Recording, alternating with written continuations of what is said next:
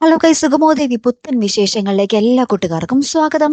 അങ്ങനെ നമ്മൾ കണ്ടിരുന്നു അല്ലെ, നമ്മുടെ തനുജ വന്ന് നമ്മുടെ ചന്ദ്രമതിയെ കൂളായിട്ട് വന്ന് രക്ഷിച്ചെടുത്തുകൊണ്ട് പോകുന്നുണ്ട്. ഇത്ര വലിയ ഗുണ്ടയാണ്, ആനയാണ്, ചക്കയാണെന്നൊക്കെ പറഞ്ഞിട്ട് പോലും നമ്മുടെ ത്യാഗരാജൻ നമ്മുടെ തനുജയുടെ ആ ഒരു ധൈര്യത്തിന് മുന്നിൽ തോക്കൊക്കെ തനിയെ താഴെയിട്ട് തനുജയെ വെടിവെക്കാൻ വേണ്ടി ഇങ്ങനെ തോക്ക് ചൂണ്ടി നിന്നതായിരുന്നു കേട്ടോ നമ്മുടെ ത്യാഗരാജൻ.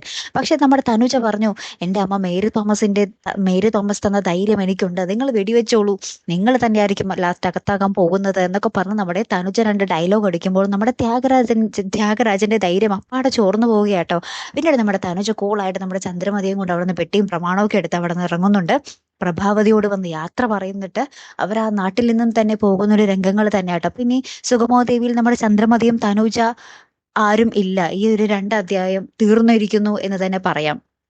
ഇനി ഇവര് തിരികെ വരുമോ ഇല്ലയോ എന്നൊന്നും നമുക്ക് കഥ കണ്ടാലേ അറിയാൻ പറ്റുകയുള്ളൂ. എന്നാലും നമ്മുടെ പ്രഭാവതി നമ്മുടെ തനുജയോട് ക്ഷമിക്കുന്നുണ്ട്. നമ്മുടെ തനുജയായാലും നമ്മുടെ പ്രഭാവതിയുടെ കാലിൽ വീണ് അനുഗ്രഹമൊക്കെ മേടിച്ചിട്ട് നമ്മുടെ ചന്ദ്രമതിയും പ്രഭാവതിയും കെട്ടി പിടിച്ച് ഭയങ്കരമായിട്ട് സങ്കടപ്പെട്ട് പൊട്ടിക്കരഞ്ഞൊക്കെ യാത്ര പറയുന്ന ഒരു നിമിഷങ്ങൾ തന്നെയാട്ടോ.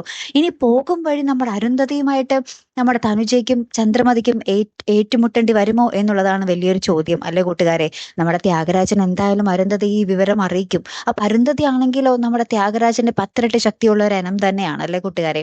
അപ്പൊ ഇവർ തമ്മിൽ എന്തെങ്കിലും ഏറ്റുമുട്ടൽ സംഭവിച്ച നമ്മുടെ ചന്ദ്രമതിക്കും തനുജയ്ക്കും എന്തെങ്കിലും അപകടം പറ്റുമോ എന്നുള്ളതാണ് നമുക്കിനി അറിയേണ്ടത് അല്ലെ. കാത്തിരുന്നതിനെ കാണാട്ടോ. അടുത്തൊരു വീഡിയോയുമായി വരുന്നത് വരയ്ക്കും ഗുഡ് ബൈ.